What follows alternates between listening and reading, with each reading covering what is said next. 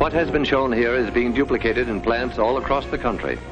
Identical miracles of modern machinery, nursed and tended and made productive by people who look and think like these people.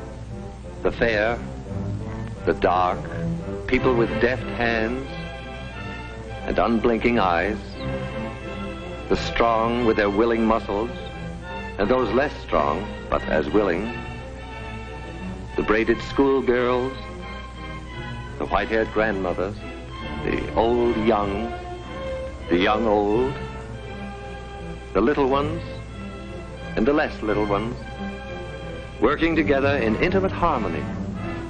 Their product, death. Their goal, peace. These workers are the lucky ones who see the finished product of their labor roll off the line. Every hour of every day, they are witness to this awe-inspiring ceremony, this tremendous wedding of material and man-hours, this climax in the history of man's conquest of the air.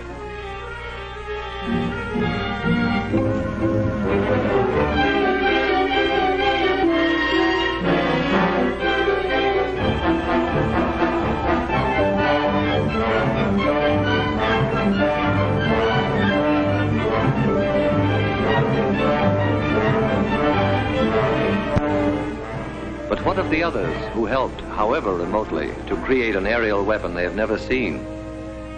The lumberjack who felled the trees that became the blueprints of the B-29. The bauxite miner in the Arkansas hills, and the miner of iron and coal.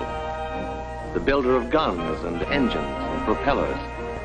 The grimy, sweating men who cast the cylinders and forged the crankshaft. The maker of tires, electrical equipment, instruments and safety wires, the citizens who paid for the superfortress with their purchases of war bonds. Theirs are isolated lines of effort, initiated all across the land and converging eventually beneath this vaulted roof. Here, the sum of their energies assumes shape and stature and meaning. Here is the final meeting of every effort and every part.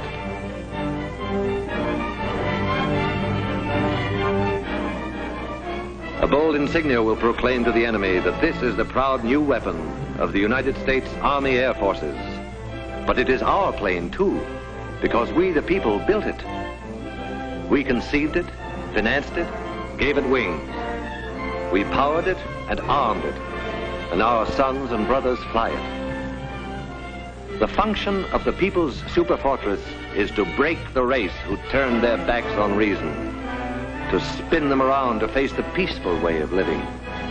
It is the people's answer to all the sneak raids, all the death marches, all the stabs in the back. It is our memorial to the fighting men who were not afraid to die, who bought with their lives the time we needed to make the weapons to win the war. Like this weapon, which 50 hours after its tests will be landing in India or China or some other faraway Shangri-La to regain its breath before the final assault for which the people destined it. Within the plant, work proceeds, but the workers cock their ears for a sound that regularly drowns the clatter of their tools. It is more than a sound. It is a song. This is the song they hear.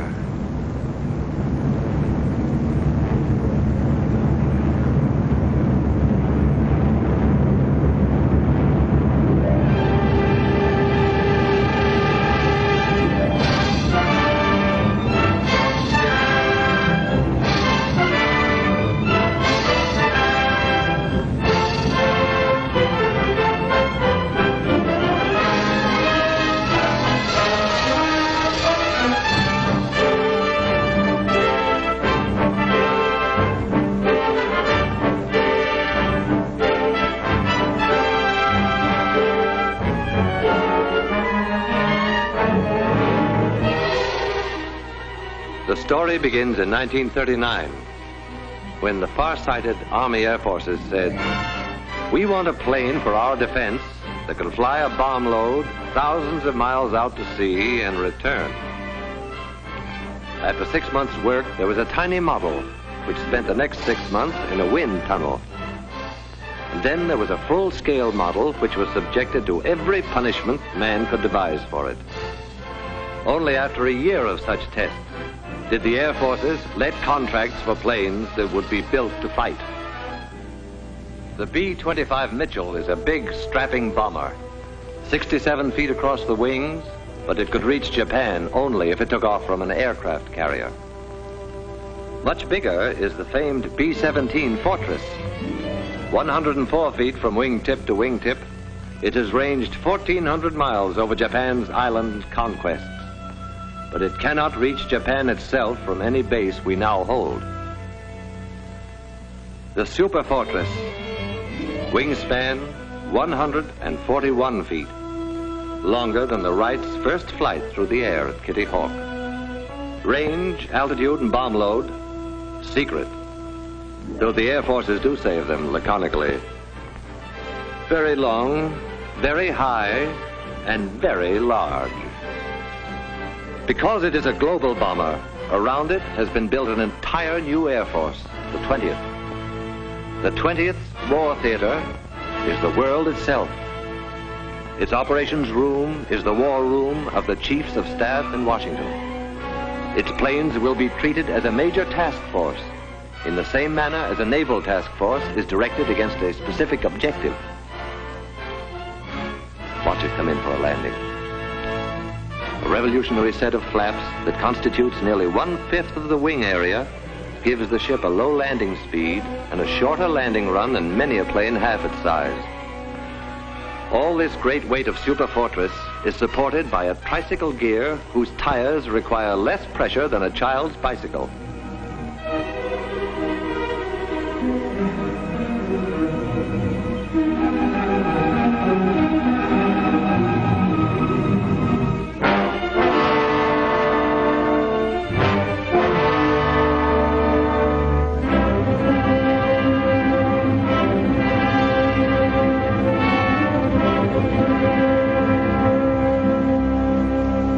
Somewhere in western China, 500,000 nameless people wrote their magnificent chapter in the saga of the Super Fortress.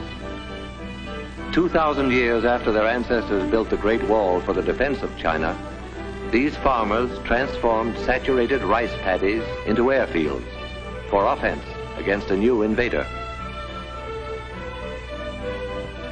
They had no machinery as we know it, only their million hands and a searing memory of anguished years since Japan set out to annihilate them. Stone by stone, layer after layer, bound together not just with muddy water, but with the blood of their brothers who died under the samurai's sword. And soon there were runways to bear the weight of a whole fleet of super fortresses.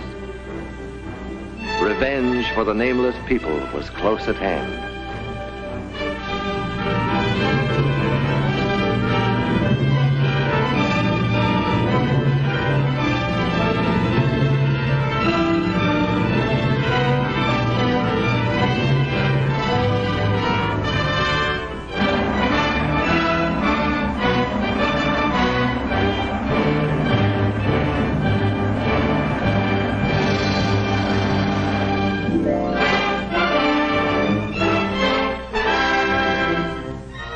Even in China, land of miracles, the arrival of the Super Fortress is an occasion for everyone to turn out in curiosity and in welcome. A welcome now, but journey's end on the other side of the globe is only the beginning of another, grimmer journey. The tanks will have to be filled, the engines given a final check, the guns armed, the bombs set in the racks, and then briefing. And the assembled airmen will listen to words that a few years ago would have been fantastic, but today roll casually off a briefing officer's lips. The target, gentlemen, is Japan.